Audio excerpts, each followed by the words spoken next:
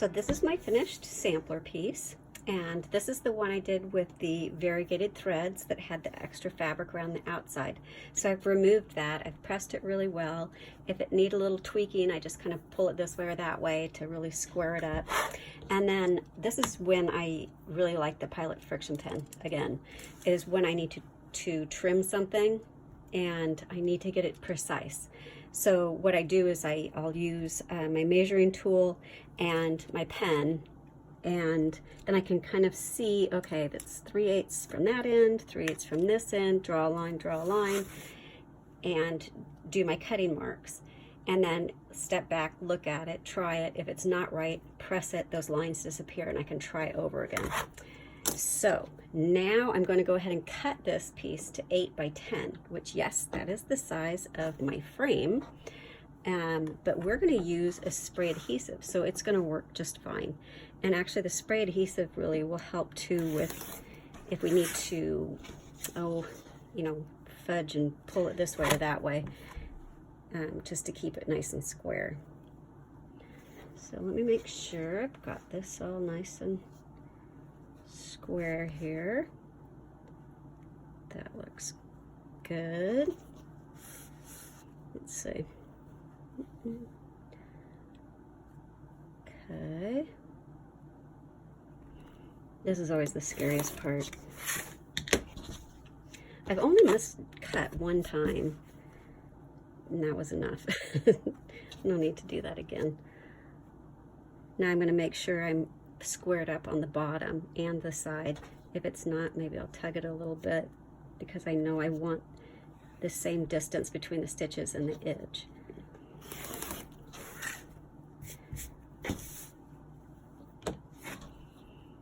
Okay, this will be the last cut.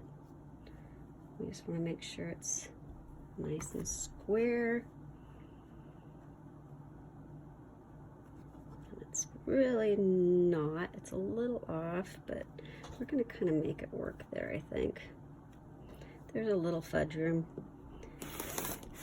Okay, so the next step is you have your frame, and if this frame came with a piece of glass, that would make it easy, because then I could just put the glass over this and get it exactly where I want it, and then cut it or draw a line and cut it out. But this one didn't come with a piece of glass. So this one actually came with a backing board like this, but we don't want to attach the finished design to this. So I went ahead and I cut a piece of museum board or acid-free board to 8 by 10. You can use anything you'd like, that if you use it acid-free, then it will last for many, many years. It won't hurt the actual design. Now I'm going to move a piece of scrap paper so I don't get spray adhesive on my cutting mat.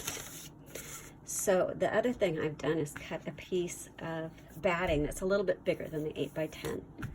So the first thing I'm going to do, I'm using this Elmer's multi-purpose spray adhesive, and it is also acid-free and photo safe. So I'm just going to give it a little spray. I'm going to put my batting in place, and by having it a little bigger, it's pretty easy to just get it in place. If I cut it 8 by 10, then it would make it a little tricky. So now that I've got that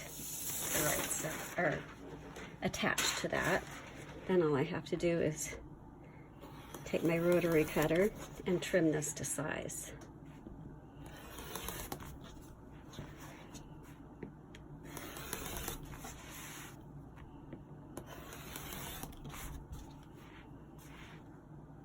Okay, so now all I have to do is get my paper again,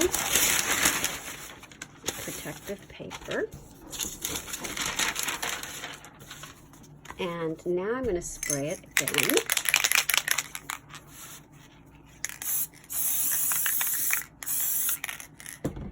And this is where it's helpful that this is already cut, instead of doing it like the mat where you put it on and then cut around it, because it would be really hard to get it lined up right.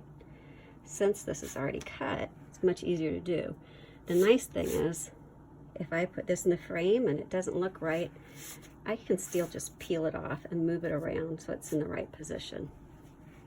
until I like the way it looks. Got a little extra on the bottom, so I'm gonna move it up a little bit. That's why I do like playing with this stuff, because it is forgiving. And I might not even pull it up. I might just kind of smoosh it. It's my technical term. Okay, so now I'll see if I'll put that in the frame and see how that looks. And I usually put my frames up at my local craft store. I wait until they go on sale, or I have a coupon, and you can usually get a pretty good deal. So before I put the backing on, I'm just gonna turn it over and see how that looks. Looks pretty good. That looks pretty good. This corner might be a little tight. I might move it just a little bit that way, that direction. You can kind of tell by the cutting it's a little off too. But that's the nice thing about frames too. Part of this is hidden underneath the mat, or the frame, so you don't see the edges of it. So I'm just gonna move it over just a hair, like that.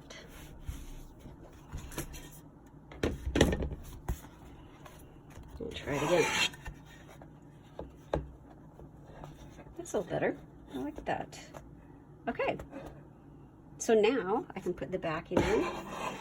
I might go ahead and, before I do that, just give this one more really nice press. Make sure it's all adhered well.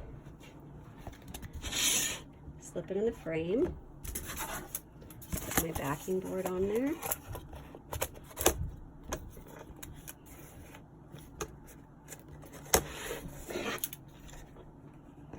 And now I have a nice finished piece. Thank you so much. I hope you enjoyed it.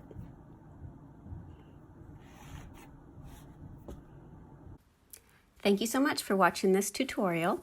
If you enjoyed it or learned something from it, I hope you will click like, and I would love it if you'd also follow me so you don't miss any new tutorials. Thank you.